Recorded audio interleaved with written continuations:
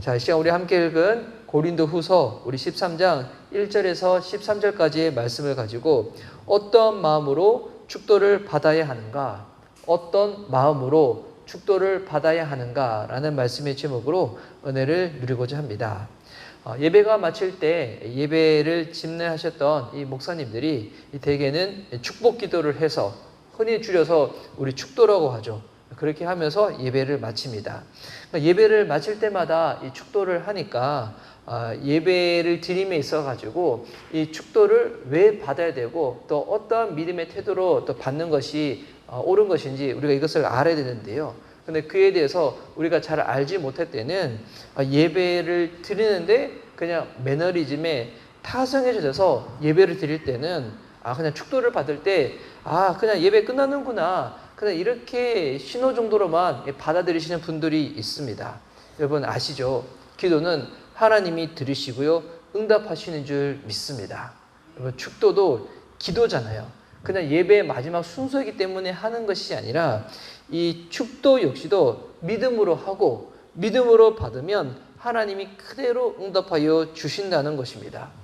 또 축도에 대해서 우리가 이 기도문의 내용에 성경적인 출처가 어디냐면 오늘 읽었던 이 고린도후서 13장 13절에 나와 있습니다. 제가 다시 한번 읽어드릴게요.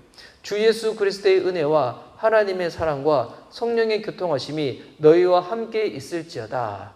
저도 축도를 할 때 이 문구를 인용하여 축도를 하거든요. 그러면 이 기도문이 이 오늘 성경 본문을 통해 가지고 어떤 배경에서 지금 사도 바울이 기도를 하고 있는지를 우리가 정확하게 알게 되면 축도를 하는 사람도 축도를 받는 사람도 이 기도를 하고 받을 때 이 마음가짐이 달라지게 될 것입니다. 그러니까 의례적인 순서가 아니라 이 기도문 그대로의 복이 임하게 된다는 것입니다. 그래서 오늘은 우리가 지금 7월달, 8월달 고린도전서, 고린도후서를 우리 또 큐티를 하고 그리고 우리 새날 경건 예배 때 우리 나눴었는데요. 오늘 이 고린도후서의 마지막 장입니다. 이 13장을 보면서 지금 어떤 배경 가운데서 지금 사도 바울이 이 축복의 기도를 하고 있는 것인지 이것을 우리가 한번 살펴보고 그리고 우리가 이제 어떠한 마음으로 예배를 드릴 때 축도를 하고 축도를 받았는지 그것을 오늘 한번 나눠보고자 합니다. 어제 우리 본문에서 이 사도 바울이 고린도 교회 성도들한테 내가 이제 세 번째로 고린도 교회를 방문하고자라는 그 의지를 표명을 했습니다. 왜 고린도 교회에 다시금 방문을 한다고 했습니까? 지금 관계가 좀 어그러져 있는데 그 관계를 회복하고 신뢰를 회복하기 위해 가지고 지금 고린도 교회를 지금 세 번째 방문을 하겠다고 그렇게 알려줬었죠. 그래야지 이 고린도 교회 성도들을 영적으로 돌볼 수 있고 그들을 도와줄 수 있기 때문인 것입니다. 그런데 이제 오늘 읽었던 이 고린도후서 이제 13장에 보면 그러면 세 번째 방문을 해서 정확하게 구체적으로 어떤 일을 할 것인지 그것을 우리 알려주고 있는데요. 우리 1절과 2절 말씀입니다. 내가 이제 세 번째 너에게 가리니 두세 증인의 입으로 말마다 확증하리라. 내가 이미 말하였거니와 지금 떠나 있으나 두 번째 대면하였을 때와 같이 전에 죄 지은 자들과 그 남은 모든 사람에게 미리 말하노니 내가 다시 가면 용서하지 아니하리라. 자, 이걸 보면 사도 바울은 이미 두 번째 방문을 했었을 때 무언가에 대해서 경고를 했음을 우리가 알 수가 있습니다. 죄 가운데 머물러서 이 교회에 하나님의 복음의 능력을 경험하기보다도 새 속의 물결을 끄집고 했던 자들이 있었던 것이었습니다. 그들이 일부의 사람이었지만 이들이 많은 사람들을 선동하여서 교회를 영적으로 어지럽히고 하나님의 말씀보다도 이 세상의 문화와 세상의 죄 가운데 타협하게 만들었던 그 같은 사람들이 있었다는 것이었습니다. 그래서 두 번째 방문하였을 때 사도 바울이 그와 같은 자들을 향해 가지고 그 죄를 엄중히 책망하고 그 죄에서부터 회개를 하라고 이야기를 했던 것이었죠. 소수의 사람이었지만 이 소수의 사람들이 대다수의 많은 사람들한테 안 좋은 영향을 끼치다 보니까 이 사도 바울이 고린도 교회를 생각할 때마다 마음이 안 좋았었는데 근데 감사하게도 디도를 통해 가지고 고린도 교회에 대한 이 소식을 들었을 때 어떤 소식을 들은 겁니까? 그들이 고린도 교회가 회개를 하겠다고 결단을 했다는 것입니다. 그리고 그 이야기를 듣고 난 다음에 이 보내는 편지가 고린도 후서였거든요. 그래서 지금 회개를 하기로 결단을 하였지만 아직까지 그 교회에 어떤 자들이 머물러 있을 수가 있는 겁니까? 여전히 그 죄 가운데 교회에서 영적으로 어지럽히고 혼란을 주는 사람들이 여전히 있을 수가 있는 것입니다. 그래서 이번에 다시금 방문을 하여서 그와 같은 자들이 있다면 어떻게 하겠다는 겁니까? 강하게 치리를 하겠다는 겁니다. 어느 정도의 이 치리의 강도로 하냐면 2절 후반절 마지막 2절의 끝부분에 보면 내가 다시 가면 용서하지 아니하리라. 다시 고린도 교회에 가서 그와 같은 자들이 있으면 용서하지 않겠다는 것입니다. 여기서 용서하지 않겠다는 말의 구체적인 의미는 뭐냐면 교회 공동체 밖으로 그들을 출교시키겠다는 것입니다. 여러분 이거를 보면 우리 하나님의 복음에는 생명력이 있잖아요. 그런데 여러분 죄도 생명력이 있다는 겁니다. 무슨 말인가? 여러분 교회 공동체 안에 죄가 있는데 이것을 묵인하고 놔두면 이 죄가 교회 공동체 안에서 확산되어지게 된다는 것입니다. 우리가 복음을 나누고 모일 때마다 하나님의 이야기를 하면 그 하나님의 능력이 우리 가운데서 우리가 더 충만하게 되는 것처럼 만약 교회 성도들이 모였는데 자꾸 죄에 대해서 이야기하고 죄에 대해서 묵인해버리면 여러분 교회 공동체 역시도 이 죄로 인해 가지고 이 망가지게 된다는 것입니다. 그래서 여러분 교회 안에 죄가 퍼지지 않기 위해서는 어떻게 될까요? 죄 통로되는 자들 가운데 먼저 회개를 하라고 그렇게 경고를 해주는데 그럼에도 불구하고 계속 그 죄로부터 뉘우치지 아니하면 오늘 사도 바울처럼 공동체로부터 격리되어서 그들이 출교당할 수밖에 없는 이와 같은 조치를 취해야 된다는 겁니다. 왜요? 교회 공동체를 하나님의 은혜 가운데 보호하기 위해서. 그래서 사도 바울이 이와 같은 강한 이 결단을, 강한 이 마음을 딱 내비치셨을 때 고린도 교회 성도들의 반응이 무엇이었냐면 그러면 사도 바울이 와서 그렇게 하겠다는 게 진짜 이게 주님이 시키신 일 맞냐? 주님이 하신 말씀 가운데 합당한 부분인지 우리들한테 증거를 보여달라는 것입니다. 여러분 그것이 우리 3절 말씀에 있거든요. 이는 그리스도께서 내 안에서 말씀하시는 증거를 너희가 구함이니. 이 무슨 말이냐면 진짜 하나님이 사도 바울한테 하신 말씀 맞냐? 주신 감동 맞냐? 이거에 대해서 사도 바울한테 이 증거를 물어보는 겁니다. 왜 이렇게 증거를 물어보느냐? 당시 사도 바울이 인간적인 부분에 있어가지고 되게 약한 모습을 많이 보였었거든요. 그러니까 편지를 쓸 때는 되게 강한 어조로 쓰는데 막상 고린도 교회 성도들을 딱 만났을 때는 되게 유순하고 되게 부드러운 모습을 많이 보였었거든요. 그래서 그런 모습을 보면서 또 특별히 사도 바울이 직접 만났을 때는 말을 잘하지 못하다 보니까 이 사도 바울이 되게 인간적인 약한 모습을 많이 보이는데 너도 인간일 뿐인데 왜 우리들한테 이래라 저래라 하냐라고 그렇게 따지는 것입니다. 그러니까 그들은 이와 같은 문제가 있었을 때 사도 바울의 약한 모습을 집중하고 공격을 하면서 하나님을 바라보지 못하고 자꾸 사람에게 시선을 고정시키려고 했다는 것입니다. 이에 대해서 바울은 어떻게 대처를 하냐면 나를 보지 말고 주님 안에서 각자의 영적인 상태를 직면하라고 권면을 하죠. 그것이 5절 말씀에 나옵니다. 너희는 믿음에 있는가? 너희 자신을 시험하고 너희 자신을 확증하라. 예수 그리스도께서 너희 안에 계신 줄을 너희가 스스로 알지 못하느냐?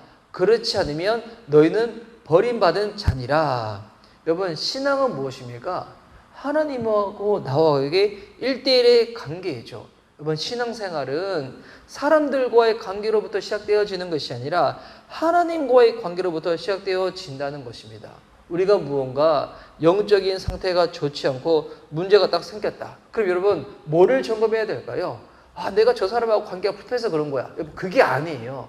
내 신앙생활에 무언가 문제가 딱 생겼을 때는 가장 먼저 우리가 점검해 봐야 될 것은 하나님과의 나와의 관계라는 것입니다.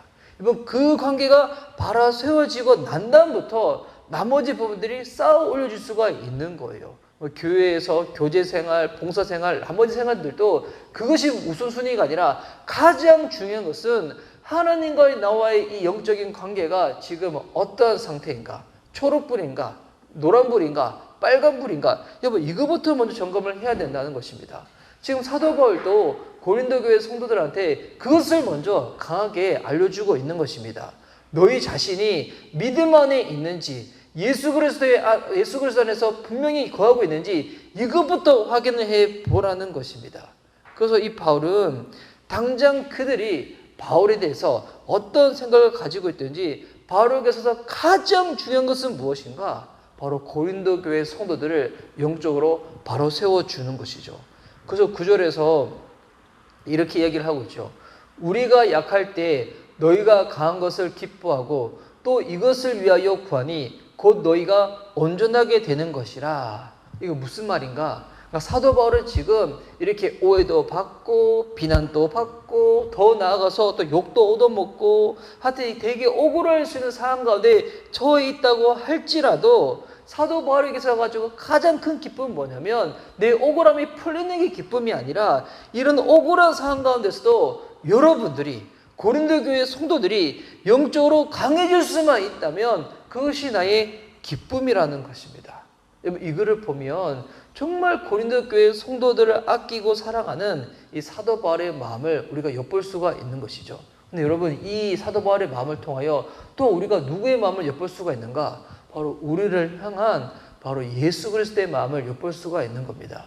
예수님께서 공생애를 하시는 동안에 얼마나 많은 공격과 비난과 억울한 상황 가운데 놓이셨습니까? 여러분 이 세상에서 예수님만큼 억울한 사람이 어디 있겠습니까? 그분은 하나님이신데 우리를 사랑하셔서 인간의 몸을 입고 이 땅에 오셨는데 많은 사람들의 환영과 친송을 받기보다도 억울하고 수많은 배반과 배신 가운데서도 우리를 사랑하셔가지고 십자가에서 죽으셨던 바로 독생자 예수 그리스도. 이 예수님의 마음이 지금 사도 바울의 마음을 통해서 우리가 지금 엿볼 수가 있는 것이죠. 여러분 이러한 상황 가운데 바로 이 사도 바울이 고린도 교회 성도들을 향해서 이제 마지막으로 권면을 하고 축복 기도를 합니다. 그것이 11절과 우리 13절에 나뉘는데요. 11절에 이렇게 권면을 하죠. 제가 읽겠습니다. 마지막으로 말하노니 형제들아 기뻐하라. 온전하게 되며 위로를 받으며 마음을 같이하며 평안할지어다. 또 사랑과 평강의 하나님이 너희와 함께 계시리라. 거룩하게 입맞춤으로 서로 무난하라. 그러니까 지금 고린도 교회의 이 성도들의 관계, 영적인 상태가 지금 시원찮다고 할지라도 사도 바울은 그들을 향해 가지고 지금 가장 옳은 것에 대해서 지금 권면을 하고 있는 것입니다. 신앙생활은 무엇인가? 기뻐하는 것입니다. 신앙생활은 무엇인가? 주님 안에서 온전해지는 것입니다. 신앙생활은 무엇인가? 공동체 안에서 서로를 사랑하고 아껴주는 것입니다. 이와 같은 마음으로 어떻게 하라고요?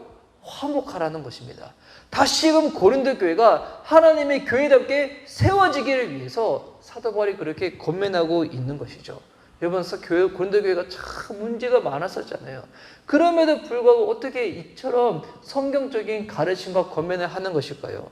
11절 마지막 절에 보니까 그럼에도 불구하고 사랑과 평강의 하나님이 너희와 함께 계심이라. 와, 여러분 교회가 아무리 문제가 많고 어려움이 많다고 할지라도 여러분 가장 중요한 거 교회의 주인은 하나님이십니다. 그 하나님, 사랑의 하나님, 우리들 가운데 평강을 주시는 하나님이 교회의 주인 되어 주시고 우리와 함께 있는 줄 믿습니다. 여러분 우리가 신앙생활할 때 우리가 교회에서 생활할 때 교회가 여러분 영적으로 건강할 때도 있고 그렇지 못할 때도 있고 여러분 또 교회가 약할 때도 있지만 여러분 그때마다 사람의 어떠함을 보지 마시기 바랍니다. 주님 보시기 바랍니다. 사랑과 평강의 하나님이 교회 가운데 우리 미션 리바이벌 교회 가운데도 함께 있는 줄 믿습니다. 여러분 이상한 목사를 보면 여러분 미션 리바이벌 교회 담임 목회자는 이상한 목사지만 이상한 목사가 미션 리바이벌 교회 주인일까요? 그렇지는 않잖아요. 여러분이 저를 보시면 어떨 때는 좋을 때도 있지만 저도 인간적으로 약하고 참 연약한 모습이기 때문에 어떨 때는 참 실망스럽고 참 이게 마음이 힘들어질 때가 있을 거예요. 여러분 그때는 어떻게 될까요? 여러분 사람을 보는 것이 아니라 주님을 바라보시기 바랍니다. 사람은 사랑할 대상이고 기도할 대상이지 우리가 끝까지 이렇게 신뢰할 수 있는 대상은 아니라는 것입니다. 그렇다고 해가지고 이걸 합리화해가지고 제가 앞으로 문제를 일으키겠다, 이건 아니에요. 무슨 말인가? 교회의 주인은 주님이시다. 우리 안에 하나님이 함께 하신다. 그리고 이와 같은 교회를 위해서 사도 바울이 마지막으로 축복 기도를 합니다. 그 내용이 우리 13절에 나와 있는 거죠. 주 예수 그리스도의 은혜와 하나님의 사랑과 성령의 교통하심이 너희 무리와 함께 있을지어다. 여러분, 그 전에 12절 말씀에 보면 모든 성도가 너에게 문안하느니라 나와 있는데, 이거는 지금 고린도 교회를 위해서 기도하고 있는 다른 성도들이 있다는 거예요. 그리고 이 고린도 교회를 향한 축복 기도를 하는 거죠. 주 예수 그리스도의 은혜, 하나님의 사랑, 성령의 교통하심.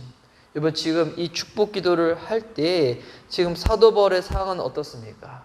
고린도 교회가 계속 영적으로 어려움 가운데 있다가 회개를 이제 하겠다는 그 소식을 디도를 통하여 듣기는 들었지만 아직까지 바울과의 이 관계가 원만한 상태는 아닌 거죠. 그리고 지금 불편한 가운데서도 이 불편함을 감수하고 그들을 방문하여서 영적으로 도와주겠다고 이렇게 결정한 이 상태인 것입니다. 그리고 축도를 받는 고린도 교회의 지금 상황은 어떻습니까? 이 상황 역시도 지금 정리될 게 너무나 많이 있는 거예요. 그러니까 지금 모든 것들이 지금 축복을 받을 만큼 영적인 상태가 다 좋은 것은 아닌 거예요. 바울 역시도 지금 이 관계가 불편한 부분들이 많이 있는 거예요. 근데 이런 상황 가운데서, 이런 상태에서 지금 마지막으로 뭘 하고 있는 겁니까? 축복 기도를 하고 있다는 것입니다. 와, 여러분, 기도를 하는 사람은 지금 어떤 마음으로 기도를 해야 하는 것인가? 여러분, 이게 이와 같은 어려움과 관계의 정리가 사람이 노력한다고 해가지고 되어지는 것이 아니라는 것입니다. 여러분, 누가 일하셔야 되는 겁니까? 삼일체 하나님이 일하셔야 하는 것입니다. 삼일체 하나님을 온전히 의지하고 신뢰하고 이 모든 것들을 맡기며 나아가야 하는 것입니다. 여러분, 사람은 하나님의 일하심에 대해서 통로이고 도구일 뿐이라는 것입니다. 하나님이 일하셔야지만 이것이 가능한 것이지 사람의 어떠함에 의해 가지고 이것이 이루어지는 것이 아니라는 것입니다. 여러분, 그렇기에 이와 같은 상황 가운데서 주님을 신뢰하고 주님의 일하심, 주님의 새롭게 하심을 향한 그 전적인 믿음이 없으면 여러분, 이런 기도 안 나오죠. 축복 기도 할 수가 없는 거죠. 여러분, 그래서 축복 기도, 축도는 어떻게 하는 걸까요? 믿음으로 하는 겁니다. 믿음으로. 그 상대자가 지금 어떤 상태겠다고 할지라도 그 사람을 보면서 넌 지금 준비도 안 되는데 내가 무슨 축복 기도 해준다고, 이게 아니라 하나님 그래도 이래야 주시옵소서, 주님 그래도 그들을 사랑하지 않습니까? 하나님이 새롭게 하심을 믿습니다. 그 마음으로 축복 기도를 하는 것입니다. 그 반대로, 그럼 이 기도를 받는 사람들은 어떤 마음으로 기도를 받아야 할까요? 여러분, 지금 보면 여전히 내 상황은 나의 상황은 나은 것이 전혀 없는 것입니다. 그런데 그런 상황 가운데서 삼일체 하나님을 온전히 신뢰하고 그분의 일하심을 믿고 기도를 받는 것입니다. 여러분, 우리가 예배 때 축도 받을 때도 마찬가지입니다. 그냥 예배 끝났구나, 의례적인 순서가 아니라는 거예요. 여러분, 예배 오기 전에 지금 우리의 마음이 좋지가 않는 거예요. 지금 내 주변의 환경과 여건이 여전히도 여러분 달라진 게 전혀 없는 거예요. 그런데 예배에 와서 찬양하고 말씀을 듣다가 이 말씀 가운데 마음이 열리는 겁니다. 소위 말해서 은혜를 받은 거죠. 맞아, 하나님은 살아계시지, 주님은 여전히 나와 함께 하시지, 나를 사랑하시지. 말씀 가운데 은혜를 받고 난 다음에 예배 시간에 기도를 하면서 막 결단을 하는 것입니다. 하나님, 오늘 들은 바 말씀처럼 내가 믿음으로 살 수 있도록 나를 붙잡아 주시옵소서. 근데 나는 지금 믿음으로 결단했지만 예배 끝나고 난 다음에 돌아갈 나의 상황과 여건은 어떻습니까? 여전히 동일한 거잖아요. 그런데 이 예배 마지막 때, 그때 축복 기도를 받는 것입니다. 어떻게 해요? 믿음으로 받는 것입니다. 지금 예배 오기 전에는 마음이 힘들었지만 예배를 통해 가지고 나한테 다시금 믿음을 주시고 승리할 수 있도록 나를 결단해 주신 주님이시라면 내가 다시금 일상의 삶으로 돌아간 이 상황 가운데서도 승리할 수 있도록 주님이 도와주실 거야. 나와 함께 하실 거야. 나를 붙잡아 주실 거야. 여러분, 그와 같은 믿음으로 무엇을 받는 겁니까? 축복 기도, 축도를 받는 것입니다. 여러분, 누군가를 위해서 기도해 준다. 그냥 하는 것이 아닙니다.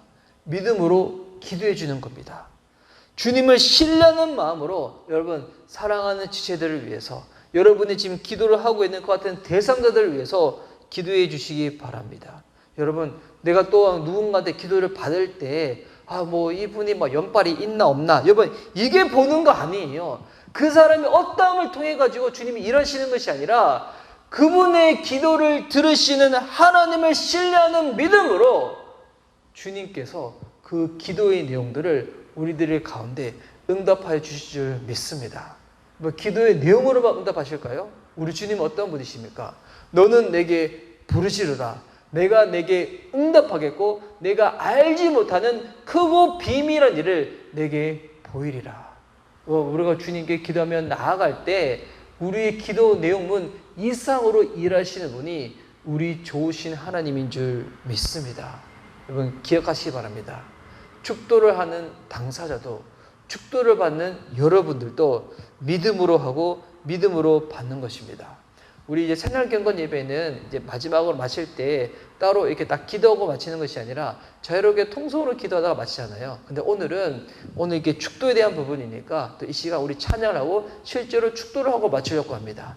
정말 우리 주 예수 그리스도의 은혜와 하나님의 사랑과 성령의 교통하심이 오늘 하루를 살아가는 우리의 삶 가운데 충만하기를 간절히 원합니다.